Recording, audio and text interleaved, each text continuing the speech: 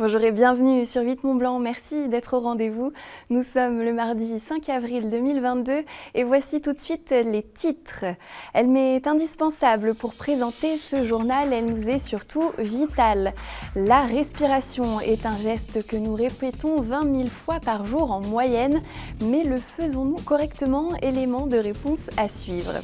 Et puis en avril, ne te découvre pas d'un fil, le dicton est bien fondé pour ce printemps 2022. Si certains ont les yeux tournés vers l'été, les stations de ski concentrent leurs forces sur cette fin de saison d'hiver. Nous en parlerons avec notre invitée du soir, la directrice adjointe de l'agence Savoie-Mont-Blanc. Le 7 avril, c'est la journée mondiale de la santé et la respiration est l'une de ses composantes indispensables. Pour enseigner l'art de bien maîtriser ce geste quotidien, un ancien triathlète de haut niveau a ouvert une école. Destinée à des professionnels de santé, le cursus permet d'acquérir les bonnes techniques. Sur les bords du lac d'Annecy, à Sevrier, Sébastien Germain a respiré pour nous regarder. Ils sont kinés, ostéopathes, professeurs de yoga ou de sport, nutritionnistes ou encore coachs de vie.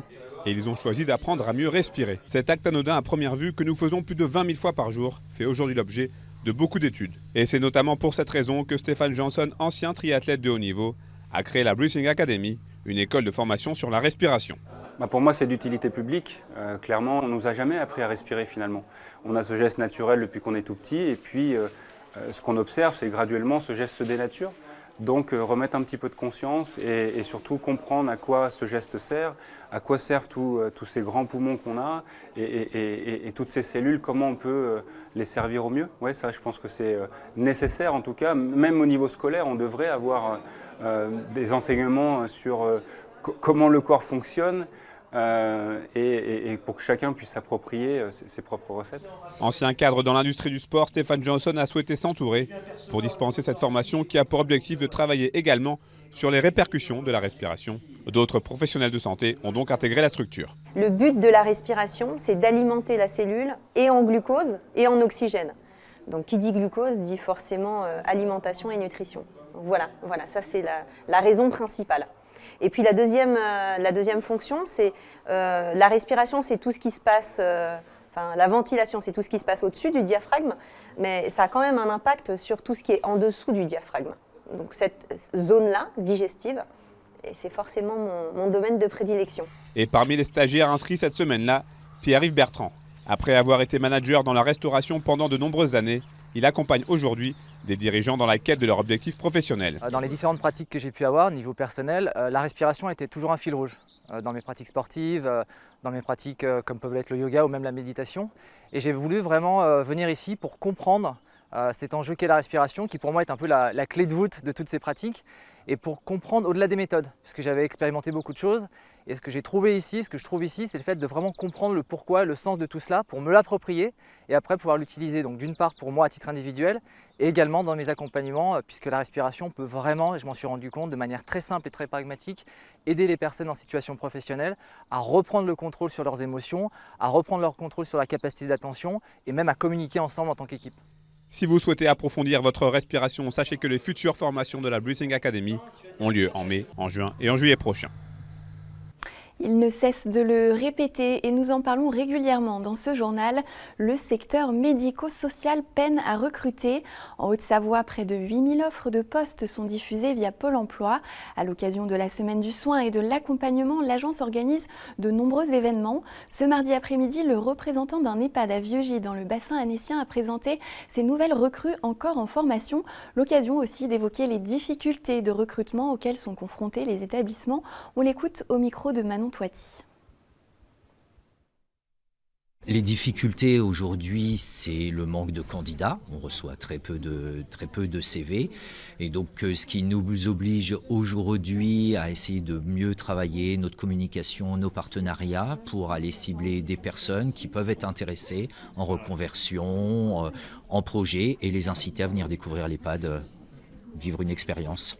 Aujourd'hui, l'EHPAD devient un vrai centre de formation à part entière, c'est-à-dire qu'aujourd'hui on invite les personnes et on les met dans les équipes avec d'autres professionnels qui sont en poste, en compagnonnage, en tuteur, en prenant le temps de leur montrer le métier, l'accompagnement, de changer aussi un petit peu les idées reçues, même beaucoup les idées reçues qui peuvent se faire de ce métier-là, plus ensuite des temps de formation qui s'appuie sur les compétences internes spécialisées telles que kiné, neuropsy, des référents hygiène, et complétées par des formations à l'externe. Faute d'avoir des candidats diplômés sur le marché et disponibles, aujourd'hui on assure leur formation, ce qui en soi est aussi assez intéressant puisque aujourd'hui, en tout cas c'est ce qu'on défend la vision du métier, c'est que c'est 30% de technicité et 70% d'humanité et ce qui fera la différence c'est la qualité des personnes, c'est la posture. AREA poursuit ses travaux au niveau de l'échangeur de Chambéry-Nord. Dans ce cadre et pour limiter l'impact sur le trafic, des fermetures nocturnes sont programmées. L'autoroute A43 sera donc fermée entre 20h et 6h dans les nuits du 5, du 6 et du 7 avril dans le sens Chambéry-Lyon, entre l'échangeur de Chambéry-Nord et le diffuseur d'Aiguebelette. La bretelle d'entrée en direction de Lyon de l'échangeur A43 A41 sera également inaccessible, tout comme la VRU entre le diffuseur de la Motte-Servolex et l'échangeur de Villarcher dans le sens Chambéry-Aix. Des déviations sont mises en place. Plus d'infos bien sûr sur le site a43.aprr.com. Désert de mois de janvier. En avril, les flocons n'ont pas ravi ceux qui s'imaginaient déjà en été, mais ils ont fait le bonheur des stations de ski. Bonsoir Christelle Ferrière. Merci d'être avec nous. Vous êtes la directrice adjointe de l'agence Savoie-Mont-Blanc qui fait la promotion de la destination à l'international, au niveau national également. Cette couche de neige, d'abord, elle a été plutôt une bonne nouvelle pour les domaines skiables pour cette fin de saison. Elle a été une bonne surprise, effectivement, qui, je pense, vient couronner un hiver qui, somme toute, est quand même assez exceptionnel vu le contexte qu'on a eu au démarrage. Et effectivement, ça devrait en plus confirmer des réservations de dernière minute. On sait que depuis le Covid, les gens partent de plus en plus tard et se décident au dernier moment. Donc là, je pense qu'on est bien placé dans les starting blocks avec la neige qui est tombée. En tout cas, ça fait envie sur les réseaux sociaux et on espère qu'on va convertir en last minute les Français pour venir chez nous. Alors avant de parler de la suite, revenons un petit peu en arrière. Est-ce qu'on peut déjà tirer un premier bilan justement de cette saison qu'on annonçait comme la saison d'après ? Effectivement, alors, le bilan il est plutôt au global positif. L'hiver sera certainement stable par rapport à il y a 2 ans. On ne se compare évidemment pas à l'an dernier puisque les remontées mécaniques étaient fermées, ça n'aurait pas de sens. On a commencé un peu difficilement en fait à Noël, on était à moins 14%, janvier à moins 4% parce qu'on n'avait pas d'étrangers en fait qui ne pouvaient pas venir. Mais très vite on a vu que c'est revenu, la condition sanitaire s'est améliorée aussi un peu partout. Et en fait les vacances de février qui pèsent le plus lourd évidemment dans les stations l'hiver sont à plus 7% par rapport à il y a 2 ans qui était relativement exceptionnel. Donc au global, l'hiver sera plutôt positif et on est sur un trend positif sur la fin de saison. Est-ce que cette tendance positive se confirme là pour cette toute dernière période de la saison ? Alors évidemment, on n'a pas de comparaison du coup, puisque il y a 2 ans, les stations étaient fermées à mi-mars. Mais dans l'absolu, on est plutôt content. La première semaine notamment des vacances, donc qui commence ce vendredi pour la zone B des Français. Il y aura aussi les Belges et les Anglais, donc plutôt un bon taux d'occupation au niveau des hébergements. Et puis j'ai lu un article passé cette semaine, j'ai vu sur Airbnb, apparemment la Savoie et la Haute-Savoie font partie du top 10 des destinations des Français pour les vacances de printemps. Donc comme je disais, du dernière minute, à mon avis, qui sera plutôt positif. Si on se projette encore un petit peu plus loin dans l'ordre chronologique, ensuite c'est bien sûr le printemps, enfin une période qui est d'ordinaire un petit peu plus creuse pour nos territoires de montagne, mais Savoie-Mont-Blanc, l'agence Savoie-Mont-Blanc en tout cas essaye justement de développer ce que vous appelez les ailes de saison. Est-ce qu'il y a des résultats sur ces périodes de printemps ou d'automne ? Alors c'est assez nouveau, on n'a pas forcément de chiffres parce que justement comme c'est ni l'hiver ni l'été, en fait on tombe un peu dans un trou en termes de chiffres. Par contre d'un point de vue stratégie, l'idée c'est qu'en fait notre territoire c'est pas que des montagnes, c'est aussi des lacs, c'est des campagnes, des vallées, des villages, des villes qui vivent à l'année.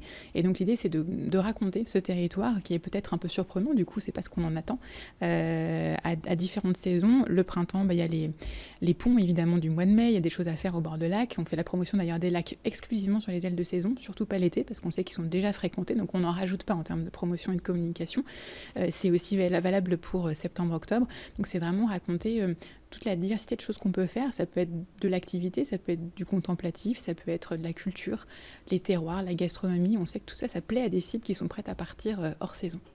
Vous avez donné le terme cible, alors un terme assez marketing, mais en tout cas, l'agence justement vise de nouveaux publics, si on peut dire. Quels sont un petit peu les profils que vous ciblez? Alors en fait, l'idée, c'est de se dire, essayons de faire venir des gens qui nous ressemblent, des gens qui partagent nos valeurs et avec qui on pourrait s'entendre dans ce tourisme qui est plus raisonnable.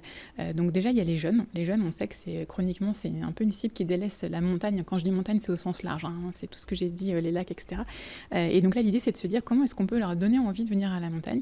Et on a trouvé comme levier la communauté un peu board culture, ce côté qui aime le snow, le ski l'hiver, et puis qui l'été, ou dans sa vie quotidienne, hein, ça peut être des urbains, a envie de skate, de BMX, de sport qui leur parlent peut-être un peu plus, et qui sont assez spectaculaires. Et donc on s'est associé avec le FIS, qui sont les sports d'action. Il y a un festival à Montpellier chaque année, une très grosse communauté de riders, pour créer le Savoie-Mont-Blanc Freestyle Tour.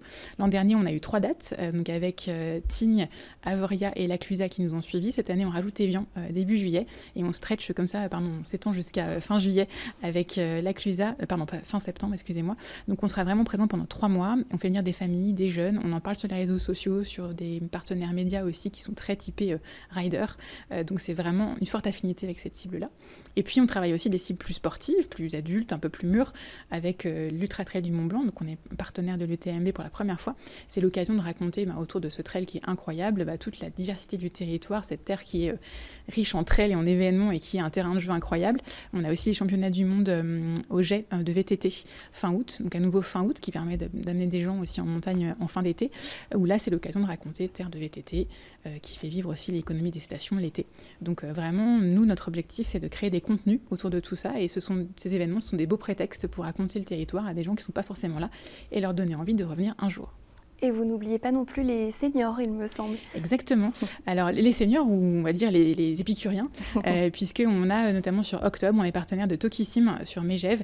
Là, c'est vraiment tous les grands noms de la gastronomie française qui se retrouvent autour des arts de la table et de la gastronomie de montagne, donc avec des grands restaurateurs, des maîtres, des mofs, pardon, c'est pas le bon terme, des producteurs également. Et donc, cette année, je crois savoir que la pâtisserie, avec un très grand nom comme Pierre Hermé, va être à l'honneur. Donc, l'occasion de faire valoir aussi nos produits locaux, nos pommes et poires IGP de Savoie, de rendre ça visible auprès de ce public assez connaisseur et des grands noms de la gastronomie française. Ça donne envie, en tout cas, au public gourmand qu'il y a ici à la rédaction. Si on revient un petit peu sur les perspectives, est-ce que vous avez déjà des tendances pour cet été 2022 ? Alors c'est vraiment des tout premiers chiffres, il ne faut pas vraiment les prendre pour argent comptant, mais on a plutôt état d'un plus 10, plus 11% sur juillet-août, donc vraiment le cœur de l'été, ce qui serait de très bon augure. Maintenant, le challenge, ça va être aussi que juin et septembre soient à la hauteur d'un été, entre guillemets, normal avant Covid, puisqu'on voit que c'est justement ce juin et septembre qui ont fait un petit peu défaut pour des raisons de confinement, de sortie de confinement historiquement, là, dans les 2 dernières années. Donc on est vraiment dans les starting blocks pour un bel été. Est-ce que vous pouvez dire, vous, à votre échelle, que le tourisme se relève plutôt rapidement après la période que le secteur a connue? Il a été très touché, on le sait. On a eu en fait 4 saisons de crise, 2 hivers compliqués, 2 étés compliqués, mais je crois que ce qu'on peut dire, c'est que en tout cas cet hiver nous donne de l'optimisme, parce qu'on voit que sur la fin de l'hiver, on s'est relevé. L'été, c'est plutôt bien parti, et puis ce qu'on a pu voir aussi, c'est que la montagne, en tout cas notre territoire, est extrêmement résilient, extrêmement inventif et agile, réactif, sait se réinventer, et donc il n'y a pas de raison pour qu'on ne se redresse pas de cette crise. En tout cas, on fait tout pour. Quelles sont les priorités aujourd'hui pour l'agence Savoie-Mont-Blanc sur son territoire ? Il y en a beaucoup. Ce que je peux peut-être citer, c'est le travail qu'on fait avec les acteurs du territoire, justement, pour construire une offre vraiment ensemble, et puis qui nous ressemble, comme je disais tout à l'heure. Donc, par exemple, on travaille avec les acteurs autour des Bauges, donc pas mal de territoires, sur un tour des Bauges à vélo qu'on vient de lancer. Donc, il y a une boucle de 130 km qui peut se faire sur 4 jours, avec différents points d'entrée, modulables avec le train, le vélo. Donc, voilà, un slow tourisme d'un nouveau genre qui traverse, du coup, plusieurs territoires, les vignobles, des villages. C'est assez magnifique. Concept de slow tourisme peut-être Alors c'est plus prendre le temps, en fait, c'est se dire qu'on n'est pas là pour consommer ou enchaîner les activités, c'est se dire qu'on a le temps, on est prêt à découvrir des itinérances douces, le vélo plutôt que la voiture, en tout cas voilà, imaginer des choses où on prend plus le temps de contempler, et puis finalement le trajet fait partie du voyage aussi. et la randonnée aussi, où on travaille aussi le sujet avec les 2 conseils départementaux, donc de Savoie et de Haute-Savoie. Et l'idée, c'est de raconter de façon assez simple et cohérente entre les 2 départements. Et puis nous, nos actions de communication, les randonnées, donc autour de 8 thématiques, de 4 niveaux de difficulté, vert, bleu, rouge, noir, donc assez simple, mais se dire comment est-ce que pour des gens qui ne sont pas du territoire, qui ne sont pas aguerris, on pourra leur raconter nos randonnées de façon simple et cohérente. Merci beaucoup Christelle Ferrière d'être venue nous voir. Je Merci rappelle à que vous. vous êtes directrice adjointe de l'agence Savoie-Mont-Blanc. On vous souhaite donc une belle suite de saison. Merci. À bientôt. Et puis c'est déjà à la fin de ce journal et nous allons nous quitter en images. Ce week-end, la station de Valseny en Haute-Maurienne vanoise a inauguré un nouvel événement, le rendez-vous Nature et Ski. Il met en avant l'essentielle préservation de ce beau terrain de jeu. Il fait suite à l'obtention par la station du Flocon Vert, un label qui garantit l'engagement d'une destination de montagne dans la transition. Dans un instant, vous avez rendez-vous avec Thierry Paulme pour la météo, également à suivre le 2e épisode de votre panorama sur l'aéroclub de Chambéry. Je vous dis à demain pour un nouveau journal. Prenez bien soin de vous.